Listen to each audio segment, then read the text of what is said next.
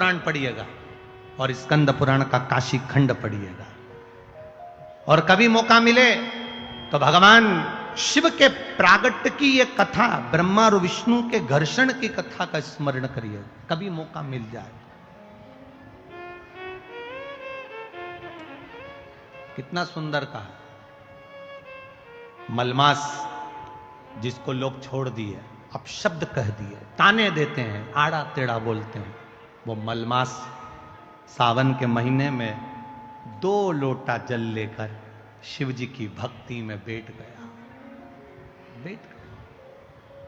शिव की भक्ति,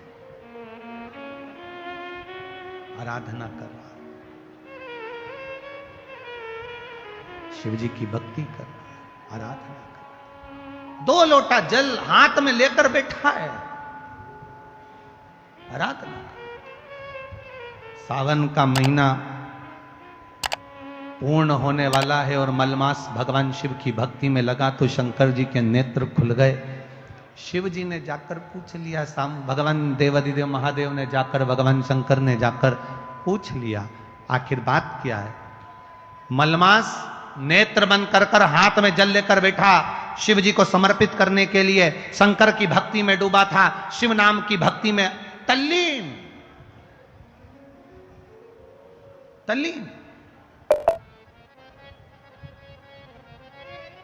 शंकर भगवान ने पूछा तो पार्वती जी कहती है मलमास है, आप इसको आशीर्वाद नहीं दे सकते, आप इसको वर नहीं दे सकते।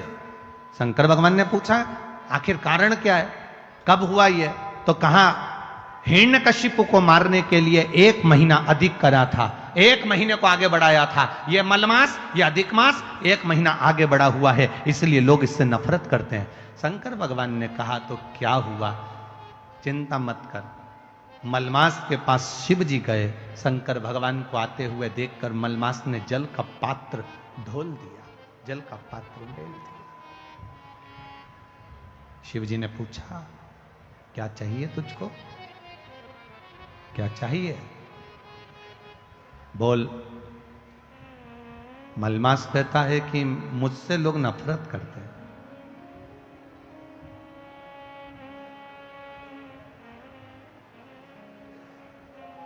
देखो, राहु भी शिव की आराधना करता है, चंद्र भी शिव की आराधना करता है। लोग कहते हैं ये देवता ब्राह्मण के हैं, ये देवता क्षत्रिय के हैं, ये वे देवता वैश्य के हैं, ये देवता शूद्र के हैं।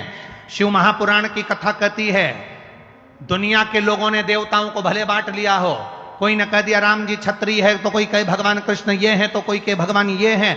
पर शिव महापुराण की कथा कहती है शंकर की आराधना करने वाला ब्राह्मण हो, क्षत्रिय हो, वैश्य हो, शूद्र हो, भगवान शिव को यह मतलब नहीं है। शंकर जी तो ये जानते हैं कि उसके हृदय में भाव कितना है और मुझे इसकी झोली में देना कितना है, ये शिव तत्व जानता है। उससे मतलब नहीं है मेरे महादेव।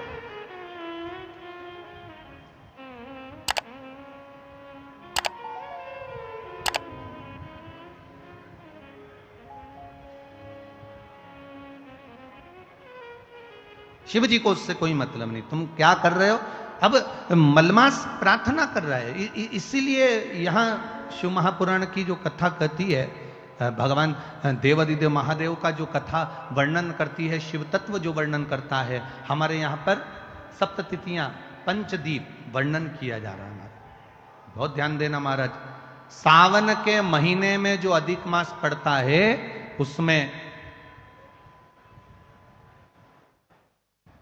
7 जगह अर्थात 7 तिथियां ऐसी हैं जिस दिन 5 दीप का वर्णन किया गया है हमारे शास्त्रों में। अब बहुत सावधानी से सुनिएगा।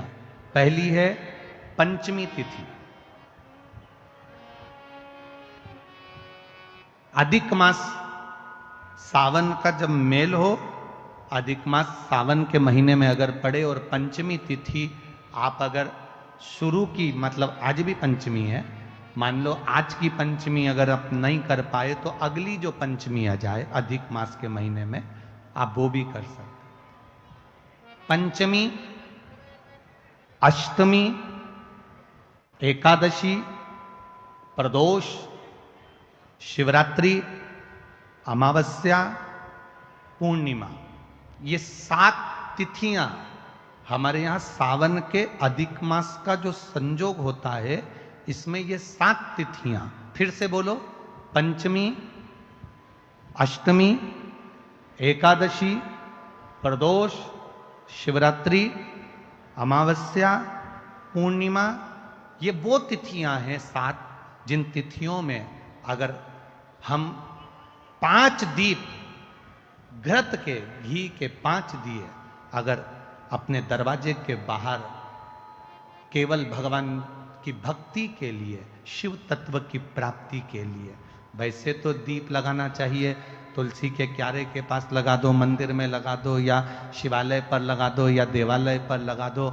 और इस कीचड़ पानी में अगर कहीं ना जा पाओ, अगर पानी वानी बरस रहा है, जगह जगह बहुत पानी है, भले इधर क्षेत्र में इतना ना दिख रहा हो पर अन्य क्षेत्रों में बहुत पानी है, तो कोई ना जा पाए तो भगवान का स्मरण कर कर उन दीप को भगवान के सामने प्रज्वलित कर कर 5 दिए इन तिथियों में, पंचमी, अष्टमी, एकादशी, प्रदोष, शिवरात्रि, अमावस्या और पूर्णिमा, जो सावन के महीने में अधिक मास पड़ता है, उसमें ये 7 तिथियों पर जो 5 दीप भगवान के सामने प्रज्वलित कर कर अपने दरवाजे के पास में बाहर की ओर रख देता है, उसके घर में कभी रोग, बीमारी और लक्ष्मी की कोई कमती नहीं होती, उसका जीवन सार्थक हो जाता। पर सावन के महीने में अधिक मास के संजोग पर ये होता है, बाकी के समय पर अधिक मास कोई से भी अगर महीने में आ गया, आषाढ़ का आ गया, या कोई महीने में कार्तिक का आ गया अधिक मास, या कोई अन्य महीने में आ गया, तो उसका प्रमाण नहीं है महाराज। सावन के महीने में अगर अधिक मास पड़ रहा है तो ये 5 तिथियां। अब कई लोग कहते हैं गुरुजी पंचमी हम 2 लें, 2 पंचमी आएगी,